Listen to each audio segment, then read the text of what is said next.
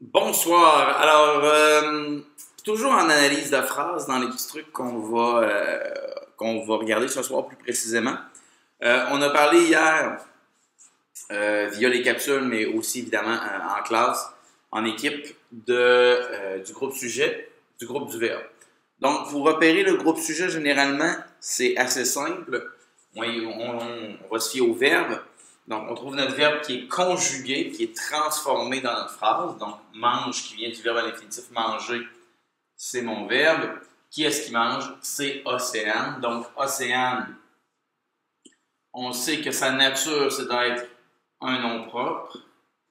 On sait que c'est aussi un groupe du nom. Et elle a la fonction d'être groupe sujet. Donc, dans mon verbe, le noyau de mon groupe du verbe, c'est le verbe, évidemment, manger, donc mange. Il reste à savoir, est-ce que tout le reste de ma phrase vient compléter le verbe ou ce serait quelque chose de supplémentaire que je pourrais déplacer, que je pourrais effacer? Pour savoir ça, très simple, pour repérer un complément du verbe, qu'il soit direct ou indirect, on doit se poser immédiatement après le verbe conjugué des questions. Les questions, attention, ça va tourner. Les questions, les voici. Wow. Donc, alors directement, on pose la question après le verbe qui, quoi.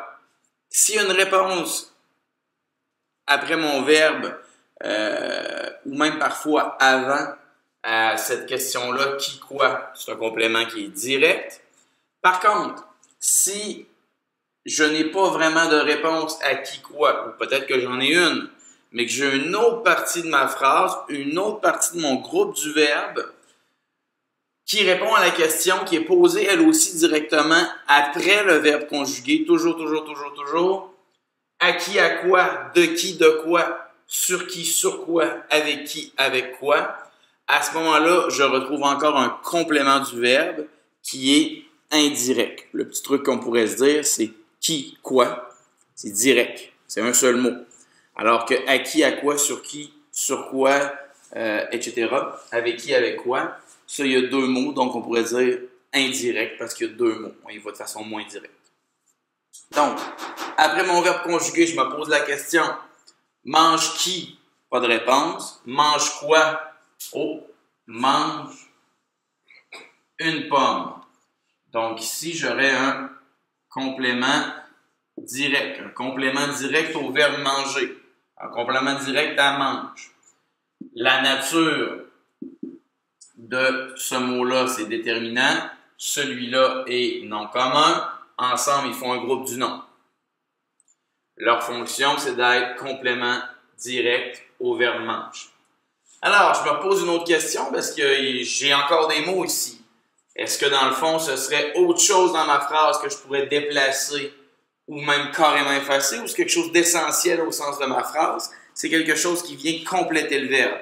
Alors, je me pose la question, mange de qui, de quoi? J'ai pas de réponse. Mange sur qui, sur quoi? J'ai pas de réponse. Mange avec qui? Avec Eliane et des lutins. Donc, ça, ce serait un complément qui est indirect à mon verbe mange. Tu ne peux pas déplacer des compléments au verbe. Tu ne peux pas les amener en début de phrase. Tu ne peux pas les effacer parce que ça modifierait trop drastiquement, de façon trop importante, le sens de la phrase. Ou ma phrase, au niveau de la syntaxe, quand je la lis, ça sonnerait tout simplement mal. Donc, on en reparle. Merci beaucoup. Bonne fin de soirée. N'oubliez pas le défi, là.